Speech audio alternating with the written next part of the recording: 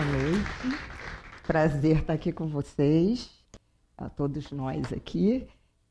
Antes que eu esqueça, eu queria avisar que vão ter pessoas da piauí recolhendo as perguntas de vocês para o Kumar depois da apresentação, né?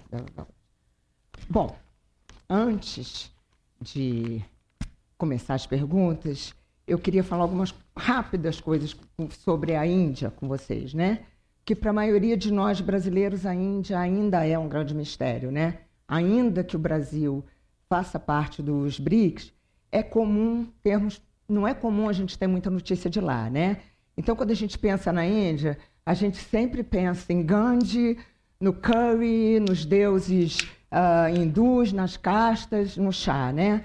Pouco a gente sabe, no entanto, sobre economia, sobre política, sobre a imprensa na Índia, né? A gente tem informação de que o país está se transformando numa grande potência tecnológica, mas, ao mesmo tempo, é um país que ainda briga muito contra a pobreza, né? 40% da sua população está abaixo da linha da pobreza. Desde 2014, como a Daniela já falou ali, a Índia é governada pelo primeiro-ministro Narendra Modi e que concorre novamente às eleições, agora no ano que vem, pelo seu partido, o BJP, que é o Partido do Povo Indiano. É um populista de direita que governa com rasgos autoritários, embora a Índia seja considerada uma das maiores democracias, ou a maior, né, uma das maiores, a maior democracia da Ásia, né? Modi se elegeu em 2014 fazendo um largo uso das redes sociais e a sua atuação na rede era estimulando o ódio e a polarização, coisa que a gente veria depois acontecer nos Estados Unidos e aqui no Brasil. Então, de certa forma, o Modi foi um modelo para vários líderes políticos, né? Acompanhar o movimento do Modi na política nacional, sobretudo na época das eleições, é um desafio para os jornalistas indianos, né? Afinal, tudo na Índia é superlativo. São 1,4 bilhão de habitantes, cerca de 900 milhões de eleitores, 640 mil vilas e cidades. Mas esse é um desafio que o Kumar Sambhav tem pela frente. Ele é um dos cofundadores da Reporters Collective, do Land Conflict Watch, além de pesquisador na Digital Witness Lab da Universidade de Princeton. Esse ano, como já também foi falado aí, ele realizou essa reportagem investigativa com mais de 500 mil anúncios no Facebook, que ajudou, inclusive, os candidatos do Modi a se elegerem, né? Bom, enfim, é sobre todos esses temas, sobre as redes sociais, o seu impacto na Índia e o seu impacto nas eleições ao redor do mundo, e além da imprensa indiana, que é a Natuza, eu e vocês vamos conversar com o Kumar. Bom, a primeira pergunta eu acho que tem que ser meio básica para a gente entender o que está acontecendo lá, né? Então, antes da gente entrar nas questões sobre a era digital, eu acho que seria importante para todos nós entendermos como é que funciona a imprensa lá, né? O Collective Reporters, o Land Watch, e como é o ambiente da imprensa na Índia.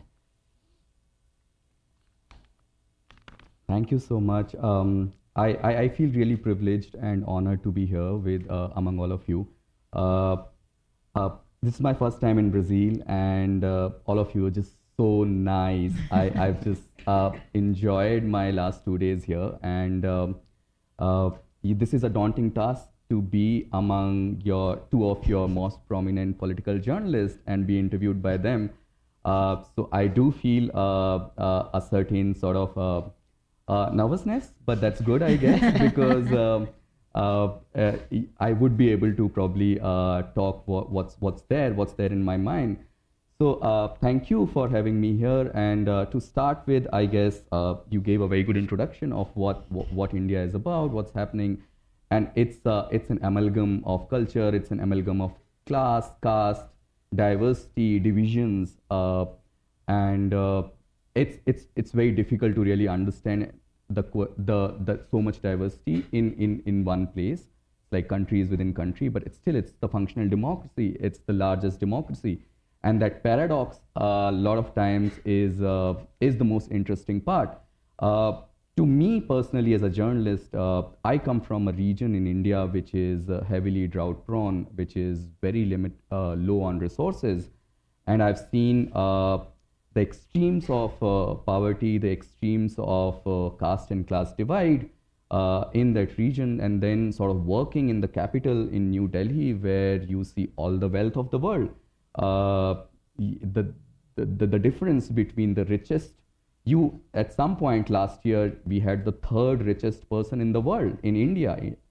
So that kind of paradox we are talking about, and that helps me to set the context as well, that okay, India is, as compared to the world, though it's one of the largest landmass country, but it does own just 2.7% of the Earth's land mass. But it supports 17% of the population of the world. So you see the dependence and the crunch for resources in India is huge. And the poorest of the poor that you talked about, 400 million people who are farmers, indigenous people, they depend on land and resources for their livelihood. But at the same time, in an idealistic situation, in an ideal democracy, when you talk about people benefiting from these resources, and you have so many people below poverty line, you would imagine that the transaction of resources is equitable, is happening through the equity and distributive principles of a democracy. But that doesn't happen because over the years, the governance systems and the greed for power and greed for money has obviously taken over many of these functions of a democracy, and that's why you see a grab of land and resources and power, and which has then led to this inequality. Now, as a journalist, for most of the media houses in India, to be able to question this decay in the democratic functions should have been the function of journalists. But over the years, it has become more and more difficult for journalists and media to do that, because as you see, the governments which are more and more controlling of the space and narrative, and that has been true for India as well. In fact, like you said, it's one of the first or among the leading examples of how they did it. So I'll just give you one example. I was working as an investigative reporter in one of the largest newspapers of India in 2016. And that was around the same time Mr. Modi was elected in 2014. And I had a story about how the new government sort of put in together a mechanism for transparent auctions of coal mines in India. And they won on the promise of transparent mining and auctions. But when I got the papers from one whistleblower from the government which was doing the audit of these auctions, and the document really showed that the auctions were rigged. There were one company which sort of created these shell companies, and they all sort of pretended to be competing with each other. But during the auction, they just brought the bid low because they were all part of the same company, and the auditor highlighted it internally, but nobody took an action on this. And these documents we had, but the paper never published that report. It was one of the largest newspaper, and I carried that story to other publication. I carried to, and I was like, in 2016, I was like still like 5 years into the profession, 6 years into the profession, and I was like, okay, give me a job and take my story. But nobody was willing to do that. So then I sort of moved on and started What is Land Conflict Watch, which is a data journalism initiative. And then it was only last year when I started another organization with another journalist, Reporters Collective, that I could publish that story 7 years after I got the documents. And that's when the story saw the light of the day. That too in an international publication. No Indian publisher had courage to publish it, so I got it in Al Jazeera. Now, that's the kind of system we are talking about. And the organizations, Land Conflict Watch or the Reporters Collective, they were sort of outcome of, yes, the need to do, to be able to do some independent journalism, but out of frustration as well, that what do? You only know being a journalist. I mean, the only thing that I know is to be a good reporter and journalist. I can't do something else. I can't sell soap. So I need to do something about it. And that's when, and then you have to also figure that, okay, how do you sort of break the status quo? If the existing media models are not working, then create a structured data collection platform where you collect documents and data from the ground and build the narrative, which is what Land Conflict Watch was about, that, okay, if the media houses or the industry is not willing to listen or giving notice to one particular case, maybe when I put it together and show the scale at the national level, that will force them to take notice of it, and then that helps journalists to also do better stories by using this data and the scale. So that was one kind of thought that led to the creation of that organization. And then obviously Reporters Collective, we were like, okay, we are a small organization, just bunch of 4 or 5 people. We want to do good reporting. Let's do good reporting. Let's investigate over months. But who is going to publish it? So we were like, okay, the mainstream publication or the large publications are mostly controlled by the government or the industries, which we'll talk about, I guess, later. So what do you do? Mm-hmm. How do we get those stories out? So then we found out these small publications in different states, which were writing in different languages. So India officially has some 32 languages, and each state has its own language. Hindi is just spoken in very few states in the northern part of the India, and every other state would have their own languages. And there are small publications in each state which will publish in these languages. So we tied up with these publishers, small ones, and then, okay, translate it in multiple language and get it out. So we sort of try to bypass that restriction of large-scale media. We're like, okay, let's get it out. So that's the kind of things that we tried to do. It's still not easy, but we have to find ways to report these stories. And yeah, so I think that's the state of journalism we are talking about. Yeah. I can add more, but maybe. Você vai ter oportunidade de adicionar mais. Você deu um bom retrato de como as coisas funcionam e para mim a frase mais impactante é: quem vai publicar? Ok, eu faço a minha investigação, eu faço a minha apuração, eu tenho um excelente material aqui, mas quem vai publicar a minha reportagem? E aí é quase que automático eu pensar na vida do jornalista. Então, como é que vive o jornalista lá? O jornalista que consegue eventualmente publicar uma reportagem incômoda contra o governo Modi. O que acontece na Índia com a voz crítica? E aí eu queria te lembrar de citar algo que você me contava ontem sobre o caso de um veículo de comunicação que estava exercendo ali uma voz crítica e teve um desfecho, no mínimo, curioso. Mas eu queria saber o que acontece com um jornalista que ousa criticar e consegue publicar algo contra o governo. Yeah. No, thanks for asking that question. I think I'll take a step back and sort of really go into the question, the introduction that you were talking about, how Mr. Modi and his party has sort of been in power for over years. And I think across the world, for leaders who are populists, who are accused of being authoritarian, there are like three, four major things that they would do. One is that they have a strong idealistic or majoritarian point of view, which in case of India for BJP or Mr. Modi, it's the Hindu majoritarian narrative. He is projected as this mass Hindu leader, and to do that, you also have to have someone who's against this idea, which is unfortunately in India becomes Muslims. So that's one pillar of Mr. Modi holding on to power.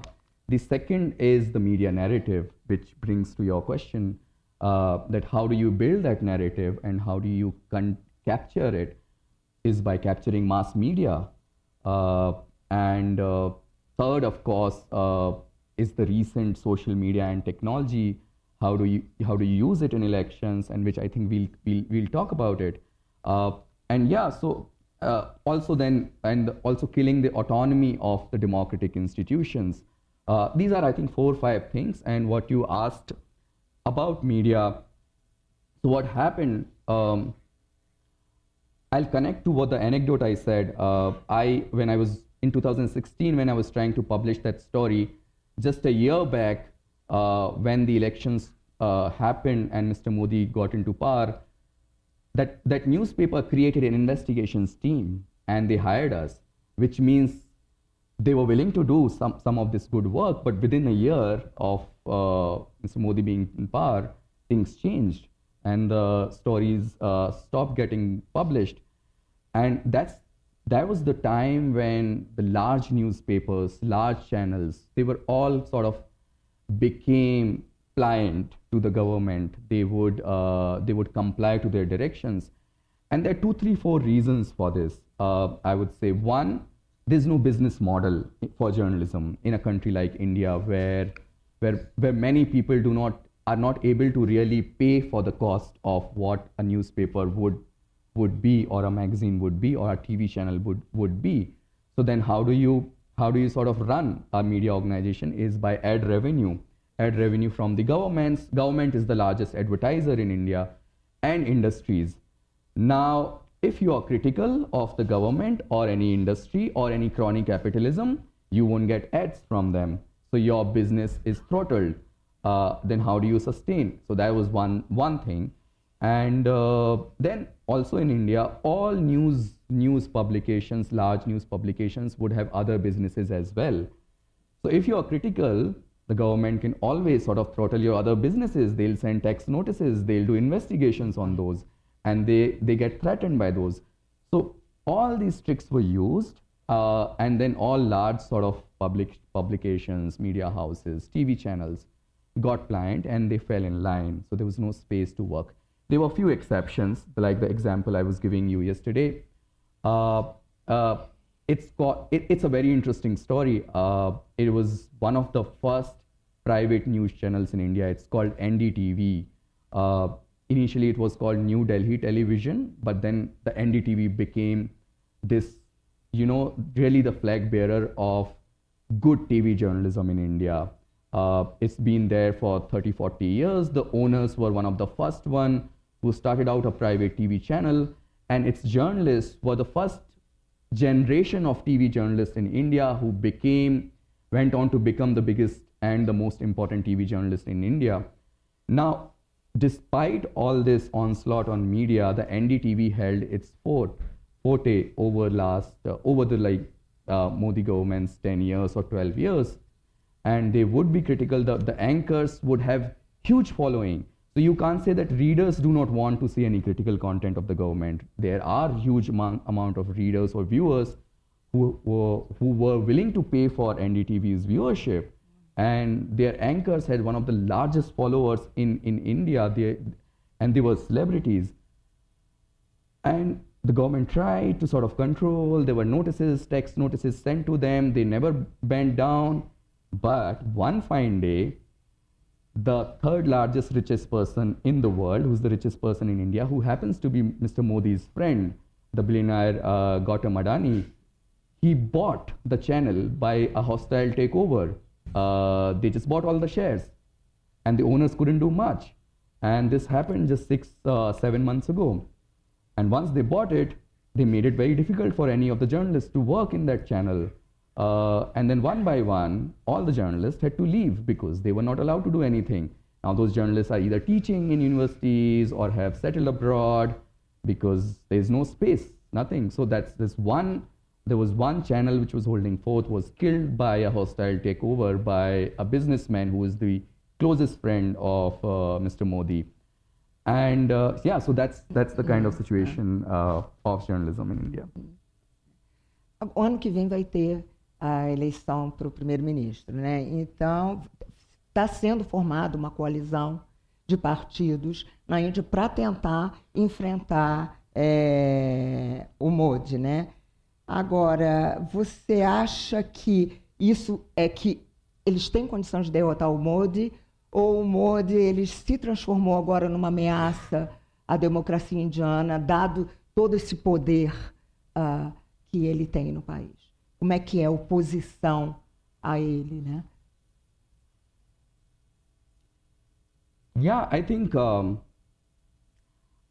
it's not that simple. I would say there have been, yes, there have been decay in democratic institutions. As I said, that one of the hallmarks of authoritarian governments is to control the autonomous institutions, and that we have seen in past several years in India, that the institutions that are responsible for free and fair elections, the election commission, which is supposed to be an independent body, the courts, we have seen that if there was any bureaucrat or any officer or any judge who is critical or who has given any critical judgment, they get transferred, they get fired, they get removed from these institutions. And so eventually you have people who are very pliant. So you don't really see that if there is any wrongdoing at any point, that these institutions can really stand to what they are supposed to do, those responsibilities. So that has been there. That trend is there. About the opposition coalition, yes, there is opposition. We are a multi-party democracy, and there are a large number of parties that contest. Many states have their regional parties which are actually ruling those states. It's a federal system, so you have a state government and you have a federal government. But when it comes to national elections, the popularity of Mr. Modi in his supporters base, especially majoritarian Hindu population, is huge. And that is led by polarization. As I said in the beginning, you have to have a Hindu majority cause, and then you have to have someone or some entity against which you have to project fear for this majority. You have Muslims, and yeah, so that narrative works for these a lot of these voters. So that factor is there. The other factor is, after coming to power, Mr. Modi's party, BJP, brought in an electoral funding mechanism, which is called electoral bond, which is unique, and it's really ridiculous. It's one of the biggest scams, electoral scams that would ever be pulled off. Electoral bond is something is meant to get donations for parties in a completely anonymous form. So the government says that we are protecting the identity of the donors who are donating to political parties so that other parties do not haunt those donors. But really, who is in power, right? So you are in power, and the protection of identity is from the opposition parties which are not in power. They are anyway weak right now. So what we have seen in last 6-7 years, and remember there were investigations. We at Reporters Collective did investigations using the Freedom of Information law, getting these documents, discussion when this scheme was being designed, that the Reserve Bank of India, the Election Commission of India, the Finance Ministry, everybody was against it. The officers who wrote on file that this is not done, we can't do this. But everything was ridden roughshod over, and the scheme was passed against the Reserve Bank of India, which handles finances for the country. And now what we see, that in last 6 years, I just have few numbers about the money once. So BJP, the leading party has collected $633 million US as the donations, which is anonymous. You don't know who gave them. And as compared to that, the second, the distant second is the leading opposition party, Congress, which has just $114 million US that it got, 1/6 of that amount. Now, when you have that kind of difference in money power, you see what happens. You see what happens in election. You see how the opposition is able to sort of fight. Those are the challenges, right? And yeah, I'll give you one more example of how this really plays out on the ground. As I said, there are regional parties, and the leading opposition party still has good stronghold in states.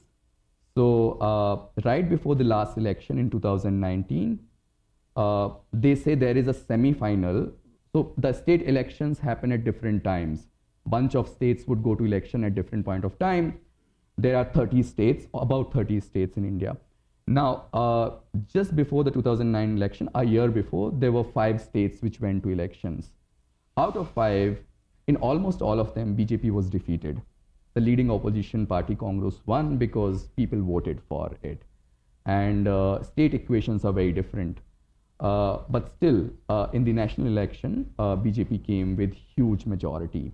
Because right before the national election, there was a small little terrorist attack near the Pakistan border, and then there was a lot of nationalist sentiments, and there was this election campaign that you have to protect your country, then you need a strong leader like Modi. So that all that was there.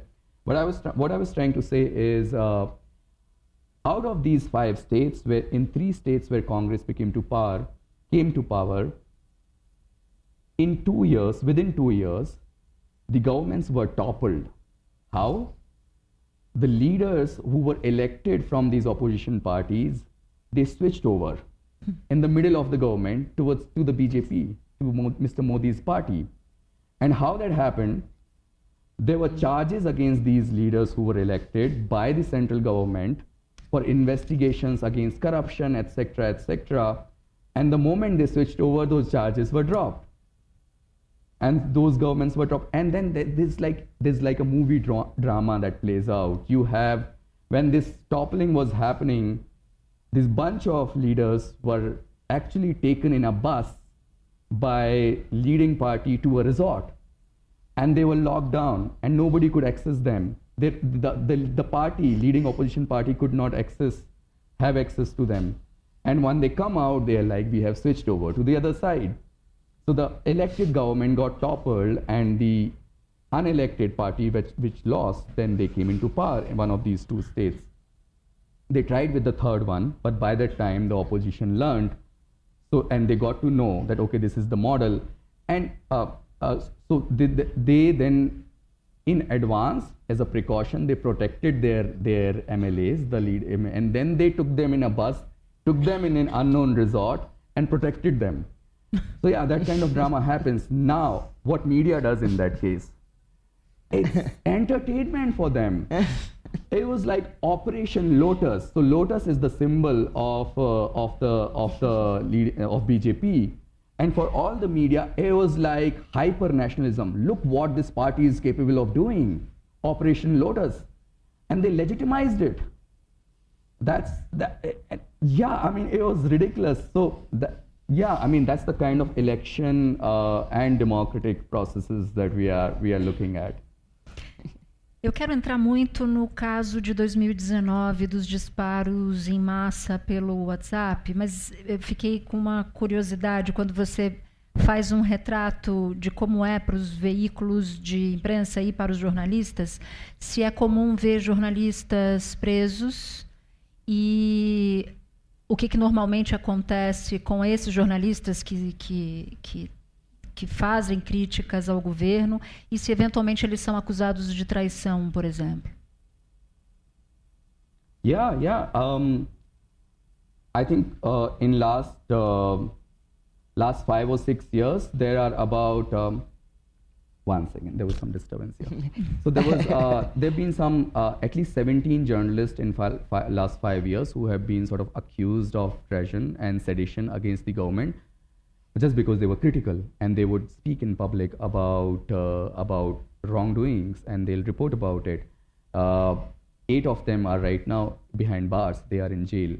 So yeah, that's always very critical. When the Pegasus investigation came out, the surveillance mechanism, there were large number of journalists in whose phones Pegasus was sort of that surveillance software was there, and many journalists were under surveillance. Their phones were being tracked, and many of them who were being tracked was also among those against whose charges were slapped for sedition because they were critical or they are behind jails.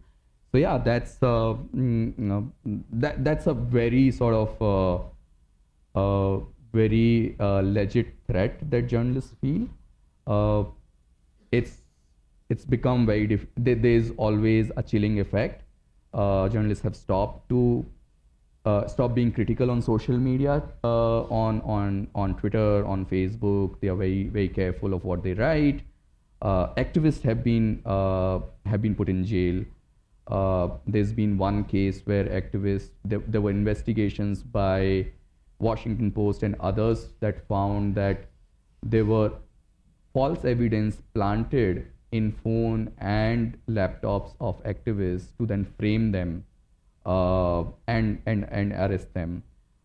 Those kind of stories have also come out. So yeah, to be clear, I mean, everything that I'm talking about has been documented, reported by journalists, some of the brave journalists, researchers who have found this, and it's out there in public.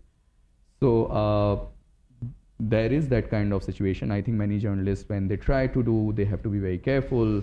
You have to be legally very sort of strong about what you're writing, what your evidence is. You have to be very careful whether your publisher will back you or not. So yeah, those kind of things are always there. Journalists who can say, they are able to say. There are journalists who do not have privilege or would not have that kind of backing, and then they are the ones who are the receiving end. So then you have these charges, or they are behind bars. So that's there. Yeah. Did you ask about the WhatsApp? Não, sim. Primeiro, acho que a gente tem uma boa notícia, porque eu estou sentindo um ar-condicionado funcionando aqui. Talvez chegue aqui primeiro do que aí, mas em algum momento chegará aí. Eu queria saber como é que foi a operação de 2019 com disparos em massa, porque a gente teve isso aqui no Brasil nas eleições de 2018. A Patrícia Campos Melo, com quem você conversava ontem, nós 3 conversávamos, foi a grande responsável por reportagens que mostravam isso. A história do Modi com redes sociais começa antes, mas em 2019 houve um caso exemplar. Para que a nossa audiência saiba, eu queria que você contasse um pouco dessa história e, se puder, no final, responder o que mudou em termos de regulação de lá para cá, se é que mudou alguma coisa. Yeah, thanks for asking that question. I guess maybe we'll talk about this investigation. Yeah. So I prepared some slides. But we don't have to go to all of them. I can talk more. We'll just have some visuals there. So the 2014 elections that Mr. Modi won was touted as the first election that was fought on social media, and Facebook was huge at that time. We had much before Cambridge Analytica scam broke in the US, we had political consultancies working in India with BJP since 2010 to sort of use data of voters and micro-target them using social media platform. And yeah, that kind of thing has been documented. They have been very good using technology and tech platforms in elections. So and then again, I think in 2019, it was again big. Facebook's influence was huge. WhatsApp also became pretty big. 2019 was then touted to be the WhatsApp election in India because the targeting would happen through WhatsApp. And it's superlative. Again, the number of users in India of WhatsApp, they're like 40 million. So that kind of number we have of WhatsApp users. But we'll come to that. So this, in 2020, what we did, we collected so just a background, I mean, this Facebook has been favorable and been friends with Mr. Modi and his party was known. There were reports that came out that the Facebook executives within the company, in their internal communication, they praised Modi, and then those internal communications said that how he is going to be a great leader. This is what the top executives in Facebook believed at that point. So this kind of situation we knew, but we really didn't know what's the scale and impact of Facebook is really on election campaigns. So what we did is we collected over 500 million Facebook advertisements, political advertisements that were placed in India from early 2019 to late 2020, the period which saw the national elections and 9 state elections as well. So those were all the political ads that were placed on Facebook. Facebook, because there was, after Cambridge Analytica, they were under a lot of pressure. So they started being transparent about political ads, and then they created something called political ad library, and then they put all the data about political ads in this library. So using their API, we scraped this data of over 500,000 ads, and then we started, so yeah, this is the kind of, then we started sort of mapping who were the advertisers, who were the ones who funded these advertisements. So there were funding entities, whether it was the political party or someone else, then their reach, then their what is the content, how many people do these advertisements reach. So all that kind of data we sort of then analyzed. And in this data trove, what we found that there was a hidden world of ghost advertisers and surrogate advertisers that was on behalf of Mr. Modi's party, BJP. They were advertising on Facebook. Now, why this is wrong, why this is problematic? For 2 reasons. In the Indian law, nobody can really place political advertisements for a candidate or a party without being authorized by that party. And this is for 2 reasons. One, whatever you are saying, whatever a candidate or a political party is saying in a political ad, they should be held accountable for that. If they are using misinformation, they are using hate, people should know. So they need to be held accountable for that. And second, the Indian law also puts a cap on how much money can be spent in an election by a candidate. And that is to make sure that money power does not really influence the result of the election. So there is a cap. Now, because there is a cap, you need to know how much money is being spent by a candidate in election, and that's why it's important that all the ads are really coming from that candidate and not from someone else. So now this law applies on the traditional media. So this applies on TV, this applies on newspapers, but the Election Commission of India never imposed these rules on social media. And they knew about it. They knew that there's a loophole. There was a discussion internally we found through Freedom of Information law, that internally they discussed that there's a loophole, and they said we'll decide later, but they never came back to it. So they just left that loophole open for social media to be misused. And then there was, we all know that there was a whistleblower in Facebook, Francis Hogan. And her document showed that Facebook actually lobbied with the Election Commission of India to have lax rules on social media and really to not apply. So that's the background we were looking at, and using that, and also right before the election, very interesting fact, that right before the 2019 election, Facebook said, look, we don't allow surrogate advertisers. We don't allow ghost advertisers. And we have actually found so many ghost advertisers, and we are pulling them down. But who were these ghost advertisers? 98% of these ghost advertisers were the opposition party, Congress. They were actually helping Congress. So they put all of them down, but they never pulled the ghost advertisers of BJP down, despite they continue. And they let it be, Facebook let it be, because they never thought that somebody would get to know. So from this data, then we got to know that, okay, there were these ghost advertisers which were really doing it. Now, these are some of the examples of what kind of information these ghost advertisers. So this is a candidate of the BJP who is actually a member of parliament, and she's accused of terrorism.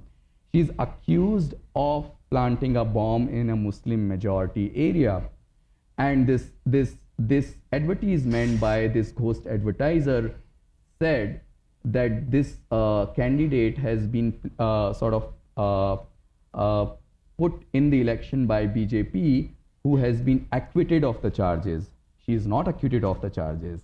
This kind of misinformation they played, and that's Mr. Rahul Gandhi is the leading leader of the opposition party, and the news page, which is a ghost advertiser, they sort of mocked Mr. Gandhi through a lot of mocking, misinformation, jokes. And then we looked into the investment in this advertiser. We found that one of the richest industrialists, Mr. Mukesh Ambani's company, which is the largest internet company in India and are also very close to Mr. Modi, they were the one who were funding this platform. And it pretends to be a news website, because in Hindi, when you say news, it's generally said as news. So it named itself like that, and then it comes across as a news platform, but it's basically an advertiser. It puts money in BJP, in Facebook to promote BJP. So we found a bunch of them. These were actually the owner and how they were related to BJP. We sort of put that connection, and we found that there was this is the whole world of ghost advertisers of BJP that we found. They were like 58 Eu posso points. só te interromper um instantinho? Por que esse apoio do Facebook ao Modi? O que é? É alguma transação deles? O que é? E depois também complementar a pergunta da Natuza, que ela te fez sobre o WhatsApp, porque parece que diminuiu o número de grupos que poderiam utilizar o WhatsApp. E isso acabou repercutindo também nas outras eleições ao redor do mundo, né? Aí, desculpa ter te interrompido, mas é só para tentar entender um pouco. No, I think that's a very important question, and I mean, I think we all need to ask this question to Facebook and Meta. Why, why really why this evidence is showing that you do it? We ask questions, we send questions. We didn't get any satisfactory answers. They sort of ducked all the questions. But what I could guess is India is a huge market for tech companies. Like I said, they are the largest market in the world for tech companies. They are the largest user base for Facebook, for WhatsApp, for everything.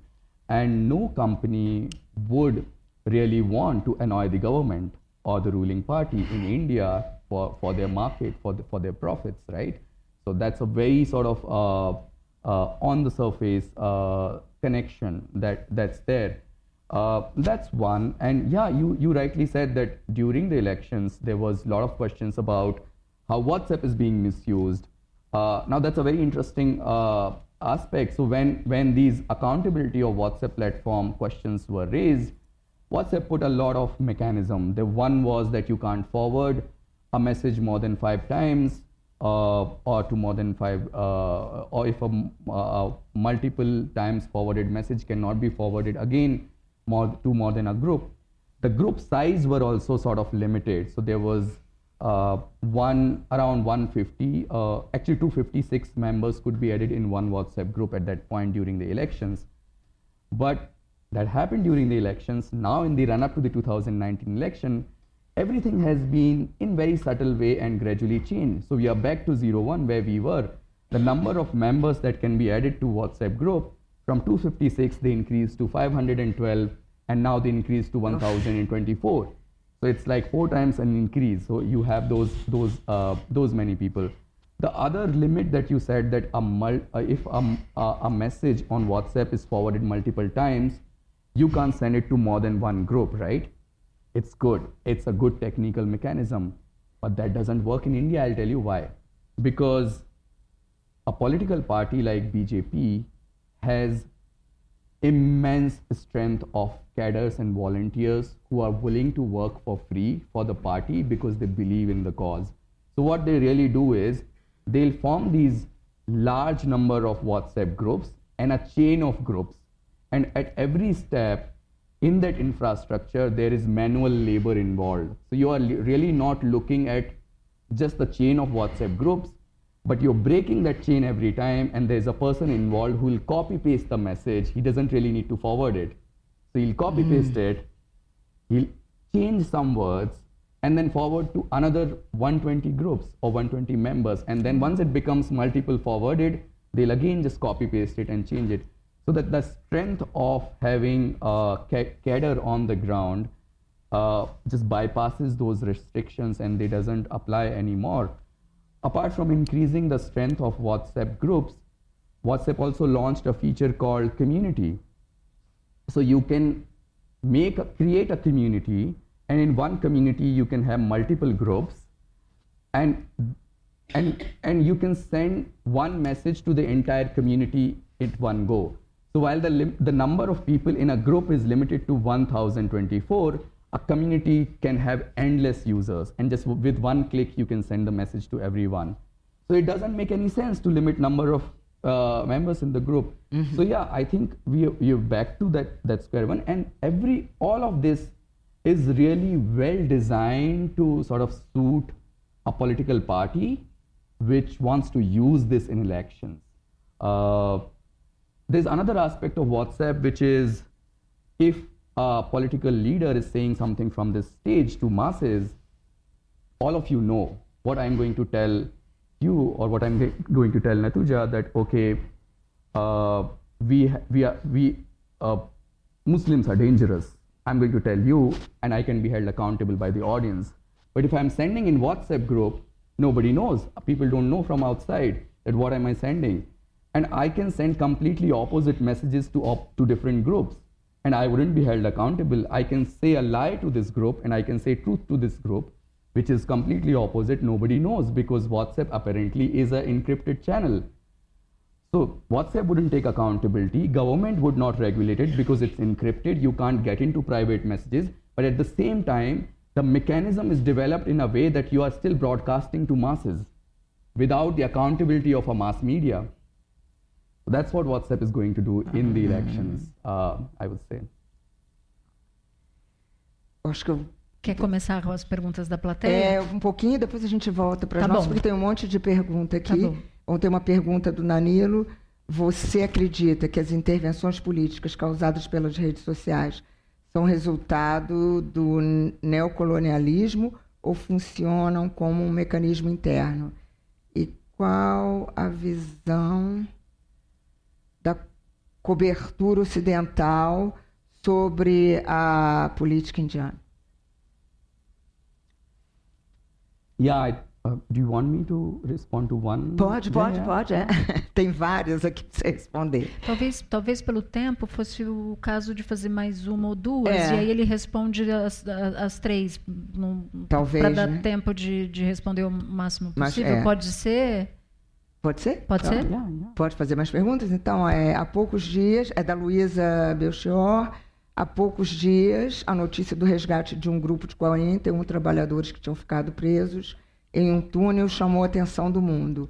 Soubemos que esse túnel, que colapsou, parcialmente era um projeto do Modi para interligar templos hindus, que foi muito criticado. A imprensa tem tido espaço para tratar dessas críticas? E acha que esse episódio afetará de alguma forma as eleições? I think I should answer these two. Pode, claro. Yeah. Yeah. I think the interference by social media in elections, I would say yes. It's the neo-capitalism model. We have tech and data is the new sort of capitalist model that is going to emerge. The richest of the world are now tech companies and the owners of tech companies. So yes, and India is the largest market. Or, for example, any other democracy which has large user base. It's really not about influencing election. It's just making the ruling parties and the government happy so that you retain your market. It's mostly boils down to that. And then these platforms do provide mechanisms that could be used to manipulate voters' choices. So unfortunately, that's where we are in that situation. What was the related question? A segunda é sobre os mineiros que foram encontrados, que foram resgatados. Agora, se isso também pode. Yeah, I think that's a very important question. Again, it's ridiculous because when after such huge, I think 40 days or I don't know how many days, about 20-25 days they were trapped. They were trapped in 41 days they were trapped in a tunnel, and once when the rescuers managed to get them out, it was a nationalistic celebration of how government managed to get them out. It just completely turned the narrative, right? We are so good, we care about our workers so much, and we have done so well to rescue them. There were congratulations, there were sweets distributed. Good, I mean, yes, it's a good news. I mean, thank God, no casualty happened, but it's not supposed to be proud of because the accident in the first place was a result of negligence of environmental safeguards to build a tunnel in the middle of a Himalayan, which Himalayas are young mountains. They are very fragile, and all the Hindu temples are in Himalayas, so they are building huge roads to connect those temples. So building 4 lanes in Himalayas, using tunnels and that has caused floods, that has caused land subsistence in Himalayan villages and town. There's one town called Joshimath where land was just subsistent and people had to be evacuated. So the entire city has sort of subsided because of these destruction of development in the Himalayan town. So that was one. Nobody questioned about the culpability of the company that was building the tunnel. It is again related to Mr. Adani, the billionaire who is friends with Mr. Modi. So yeah, when it comes to environmental crimes, environmental accountability, there is really no questioning by media because, as I said, that was the narrative that media built. Western media does try to do reporting objectively. Yeah, that was the question connected to the first one. Yeah, when it comes to, so yeah, I mean the only little bit good reporting and critical reporting is being done by the Western media houses which have journalists on the ground in India or have bureaus. But that would also, if you ruffle too much feather, you face consequences. BBC India office was raided by the Indian government agencies for tax evasions recently after they came out with a documentary on Mr. Modi and his links to communal riots in 2002 when he really rose to power. His rise to power was actually preceded by very brutal communal riots in the state where he was chief minister between Hindu and Muslims.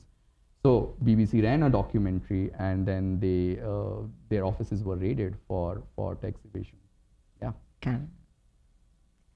Continuando nessa questão ambiental, que a gente estava discutindo, tem uma pergunta do Bernardo Esteves aqui, que é: estamos no meio da Conferência do Clima da ONU em Dubai.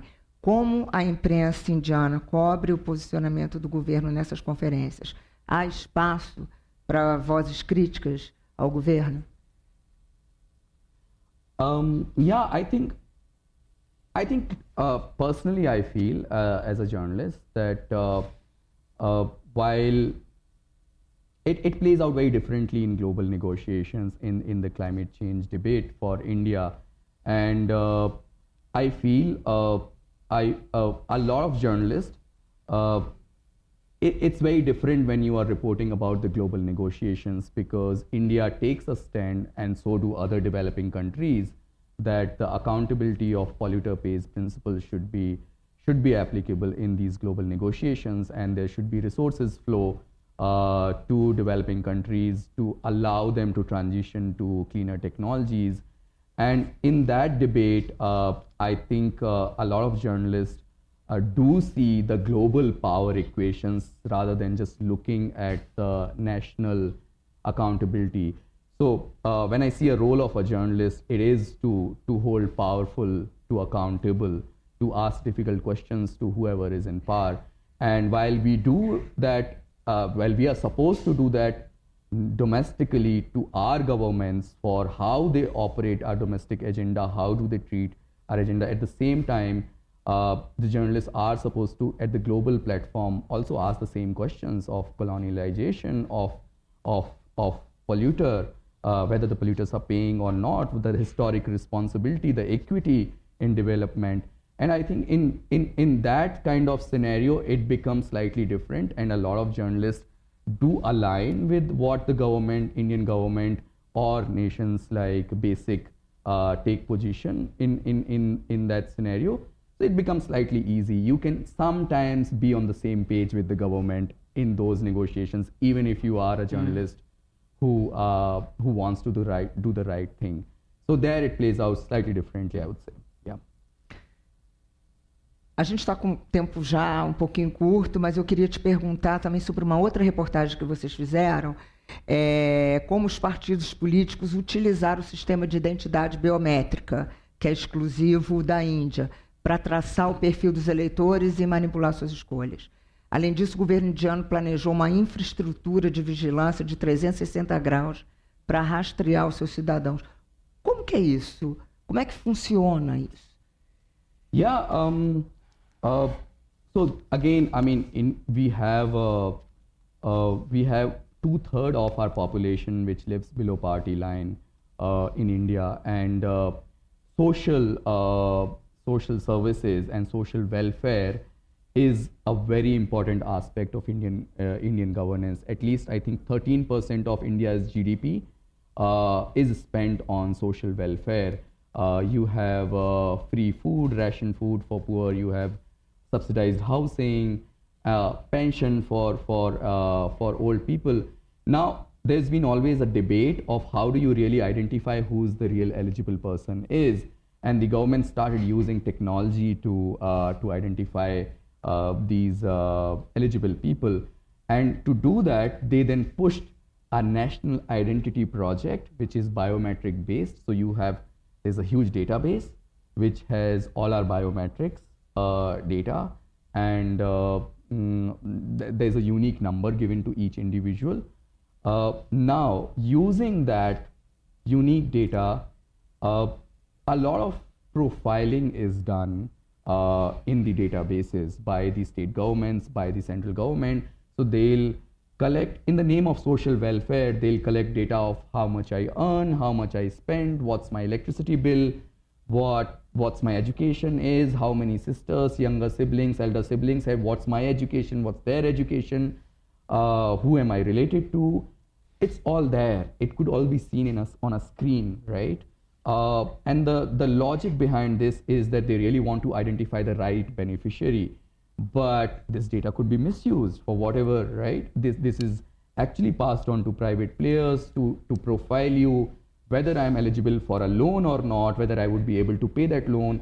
And a lot of farmers or people who do not have that kind of credit score, they are excluded from loans, etc. So there are lots of problems about that. But while this data was there, the government was actually planning to make a live database of all individuals. And that's fine, you can use it really for welfare, but anybody can misuse it as well for surveillance, for live tracking. And unfortunate part is that we don't have a law which protects it. For the longest time, India did not have a data protection law like GDPR in the Europe.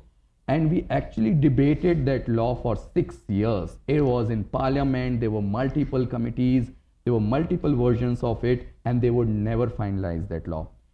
Finally, they finalized it, and they gave all the powers to the government to collect all the data of individuals. You can't even question, because government is powerful, they can collect all your data, they can give it to anyone in the name of governance. So that's where the law is. It could be misused, you don't know. If you are if you are a journalist who is critiquing, they can sort of know what you are, where you are, what you're doing. So that kind of surveillance infrastructure is there. Now that could also be used in the elections, because they know what really my fears are, what really my political alignment is, and that could be used by sending me micro-targeted messages, which is what was happening. We found some cases where a political activist got message which was very specific to his locality, where they were saying, oh, there is this issue in your house, near your house. If you vote for us, you'll get benefit. So this guy goes around and said, why am I getting this message? How did they get my number? And then they found, they talked to their relatives, they talked to their friends, and then they found that everybody who had this biometric identity number linked to their phone, they all got this kind of messages by the political parties. Wow. So yeah, that kind of targeting is happening, and this was in the last election in 2019. We don't know what's going to happen in the coming one. Vou te perguntar até sobre, nós estamos assim indo para os minutos finais, e eu queria te perguntar o seguinte, que em 2018 a gente viu aqui no Brasil essa manipulação dos eleitores aqui pela internet, também nas eleições do Trump, agora também na Argentina, e esses casos todos dramáticos que você está falando aí. Qual vai ser o impacto, né, das redes daqui para frente e com o aumento aí da inteligência artificial? Quais os riscos para essas eleições, não só na Índia, como no mundo? E se tem algum jeito de parar esse processo, ou pelo menos de controlar esse processo para que o eleitor não seja tão manipulado e que a democracia não fique tão em risco? I think that's a very important question, and there's like no easy answer to it. But I would still try to sort of try to look at the basics. Technologies will come. When electricity was sort of coming, it was being discovered. There were always fears whether it will be good or bad. There were when vehicles were developed, engines were developed, there would be always critiques, say, okay, this could go bad. But it's always, I mean, that's the case with all kind of technology, that I would say with AI or social media platform.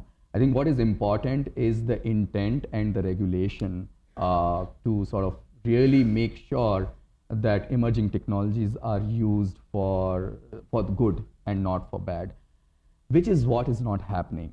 Unlike all the other technologies or any, I mean, we had mass media, we have TV, we have radio, we have newspapers. They could also be manipulated, but for the longest time they have been, by and large, they have been good doers, because there are regulations, there are ethics in place, there are people who would stand for this. That's not happening in case of technology, and I think that's very important. It's not difficult to do it. You can have regulations.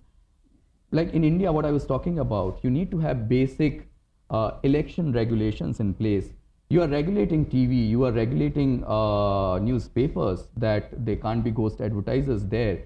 Why shouldn't you do it for social media? You know it's there. Just because these companies, the narrative, there's so much excitement about technology, that everything sort of goes for a toss in this whole euphoria or being overwhelmed by how technology is. You still need to regulate it, and those are very basic rules that could be applied just like how it's applied for broadcast media or print media. It could be applied for social media as well. So yeah, I think if the institutions are functioning, if they are regulating them, they will not be risk, but that's what is not happening, and that's why I feel there are huge risks involved. The data protection law, the example I gave, there's huge risks involved because there are no protections in it, unlike other laws. So yeah, so I think with all these inherent issues of what technology is able to do, how, to what extent it could be misused, having a vacuum of regulation is the biggest risk, I would say. Maravilha. Muito obrigada aí pela aula de Índia. Obrigada a todo mundo. Thank you so much. Thank you for being a patient audience. And yeah, I hope it was useful. And yeah, really glad to be in your company. Thank you so much.